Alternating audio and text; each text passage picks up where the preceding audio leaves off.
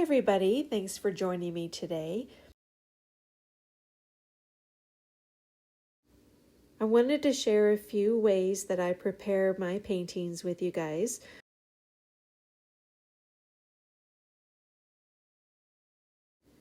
The roll of tape was perfect to make these circles for the flowers in different shapes. While I was outside studying the flowers, I also used that time to mix some colors and swatch it on a scrap piece of watercolor paper to get as close as I can without having to buy another tube of paint. My daughter bought this plant for me a few years ago, and it's just a reminder of our shared love for plants and the unique plants that you can purchase at mostly local nurseries.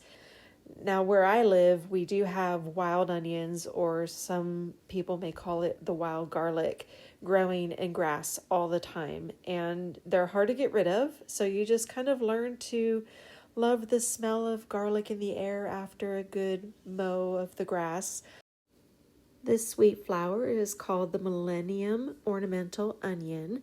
It is part of the Allium family. You've probably seen the large puffball flowers that are, I think, Allium gargantuan, if I'm not mistaken. Put in comments if you're familiar with that flower or if you've seen it in a garden close to you. This one was won the Perennial Plant Association of the Year for 2018, and I'm proud to be the owner of one in my garden.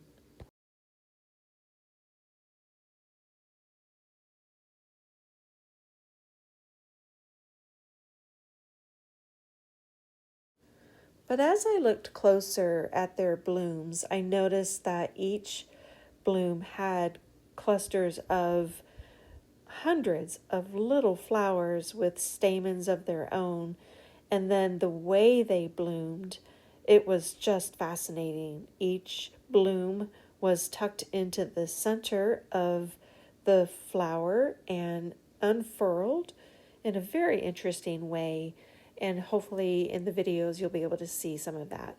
So the other reason I wanted to share this flower with everybody was because sometimes you just want to paint a simple flower.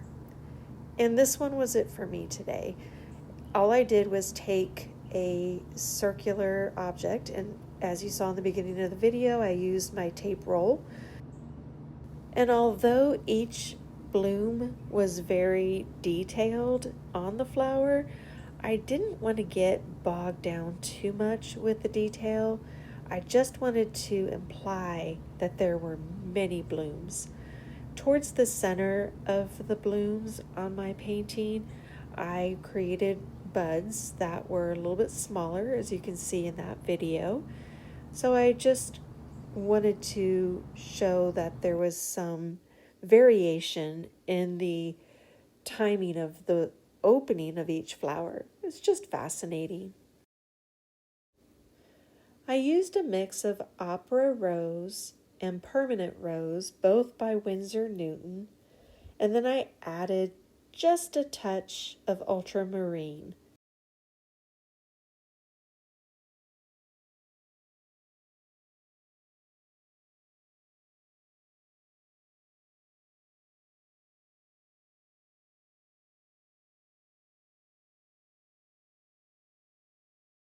When I started painting watercolor, I found watching videos was very helpful. There are some amazing watercolor artists out there. It wasn't until I started looking at the world around me with different eyes. I would look at trees and their shadows and the way the branches would form. And I would look at the clouds and the different colors of what we always assume was white, fluffy clouds that weren't really white. And I would look at the structure of petals and the intricate details within the stamens. And then I would start to study perspective and light and shadows and everything in between. And then how to get that onto a piece of paper with pigment. It's easy to bring in flowers or plants, and we can study them together by holding them and turning them here. I won't be able to bring in all the cute little animals that I'll be painting, but I will have video of them.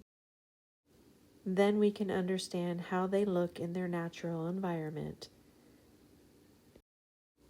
When I put it on a piece of paper with pigment, I hope it encourages you to do the same.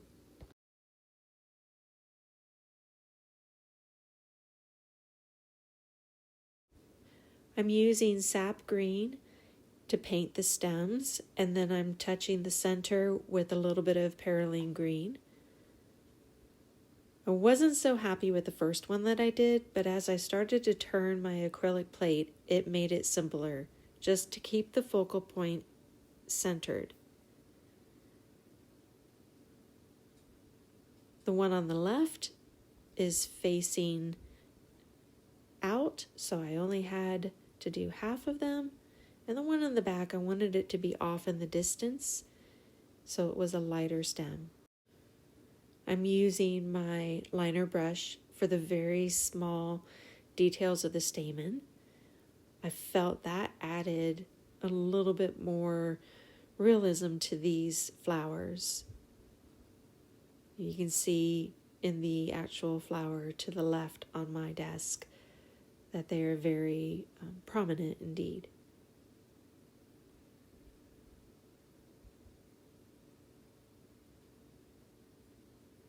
One of the joys in painting this particular flower was that it was very repetitive, and I needed that today. It wasn't too complicated once I figured out which way the flowers were going to face and the composition of the piece.